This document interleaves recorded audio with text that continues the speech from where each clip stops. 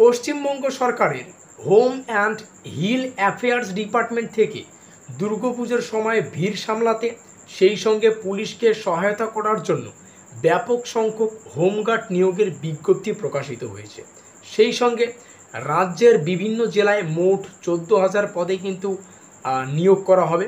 সেই সঙ্গে এখানে যে আবেদনের যোগ্যতা সেটা ন্যূনতম, অর্থাৎ অষ্টম শ্রেণী উত্তীর্ণ যে কেউ এখানে আবেদন করতে পারবে। অর্থাৎ তোমাদের যে থানার অন্তর্গত দুর্গাপুজোগুলো হয় তোমরা সেখানে কিন্তু চাইলে কাজ করতে পারো, ঠিক আছে।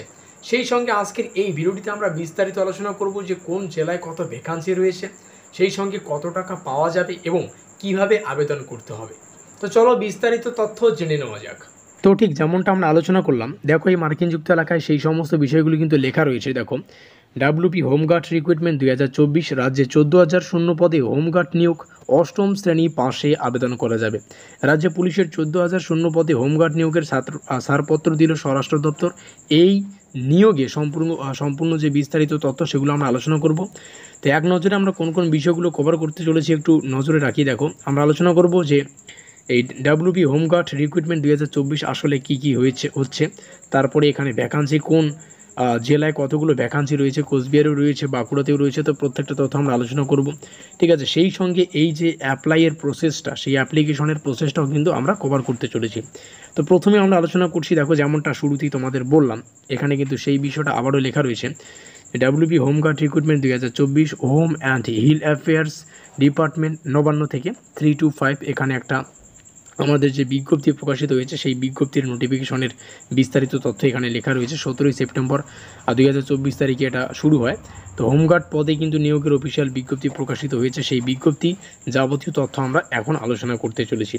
রিক্রুটমেন্টে কি বলা আছে? রিক্রুটমেন্টে বলা আছে যে পদের যে নাম আমাদের, সেই পদের নামটা হচ্ছে অস্থায়ী হোমগার্ড, যেটাকে টেম্পোরারি হোমগার্ড বলছে। তো 10 দিনের জন্য চুক্তির ভিত্তিতে নিয়োগ করা হবে। দুর্গাপুজোর মূলত ভিড় সামলানোর কাজ করতে হবে। এছাড়া ভলেন্টিয়ার হিসেবে পুলিশকে কাজে সাহায্য করতে হবে, এটা আমাদের প্রধান কাজ হবে এখানে নিয়োগ হতে পারলে আর কি। তো শিক্ষাগত যোগ্যতা যেমনটা আমরা আলোচনা করলাম, যে কোনো স্বীকৃত বোর্ডের বিদ্যালয় থেকে ন্যূনতম অষ্টম শ্রেণী পাস করলে আবেদন করা যাবে। এছাড়া মাধ্যমিক পাস, উচ্চ মাধ্যমিক, গ্র্যাজুয়েশন পাস, এমনকি উচ্চতর শিক্ষাগত যোগ্যতা থাকলেও আবেদন করতে পারবেন। পরবর্তী আমরা নিচে আসি বয়সসীমা এখানে 18 থেকে ম্যাক্সিমাম 40, যেটা আমরা দেখতে পারলাম। বেতন হচ্ছে প্রতিদিনের জন্য 626 টাকা করে, সেই সঙ্গে 10 দিনে কিন্তু 6,260 টাকা করে, বলছে প্রত্যেক দিন 626 টাকা করে, 10 দিন টোটাল হচ্ছে 6,260 টাকা। ট্রেনিং যারা এই নিয়োগ হবে, সিলেকশন হবে, তো তাদেরকে একটা বেসিক ট্রেনিং দেওয়া হবে, ঠিক আছে। এখানে লেখাই আছে যে যারা হোমগার্ড পদে সিলেক্ট হবেন তাদেরকে 3 দিনের একটি ফর্মাল ট্রেনিং দেওয়া হবে। সেই ট্রেনিংটা করতে হবে যারা সিলেক্ট হবে। চাকরির খবর ওটা আলাদা জিনিস, এটা আমরা পরে আলোচনা করব। তো এখন আমরা ভ্যাকান্সি দেখে নিচ্ছি কোন জেলায়, এখানে মোট শূন্য পদ কোন কোন জেলায় কত রয়েছে প্রত্যেকটা আমরা দেখতে পারবো। টোটাল 14,000। তো একদিকে দেখো তোমরা থানার নাম দেখতে পারবে, আর একদিকে মোট শূন্য পদ, যেমন বারাসাত পিডি সেখানে 400, ঠিক আছে। তারপরে 200, তারপরে হচ্ছে বসিরহাট 300, তার বারুইপুর সেখানে 400, এরকম কিন্তু শূন্যপদ লেখা রয়েছে। তোমরা এখান থেকে তোমাদের প্রয়োজনীয় যেটা সেটা একটু দেখে নাও। জলপাইগুড়িতে 150, তারপর যে বীরভূমে 500, এখান থেকে প্রত্যেকটা, বাঁকুড়ায় যেমনটা আলোচনা করলাম, বাঁকুড়াতে কিন্তু 400 শূন্যপদ রয়েছে, জলপাইগুড়িতে 400, নিচে আমরা কোচবিহার দেখবো, আলিপুর রয়েছে, প্রত্যেকটা বিষয় তোমরা এখানেই দেখতে পাচ্ছ। শিলিগুড়ি রয়েছে, ঠিক আছে।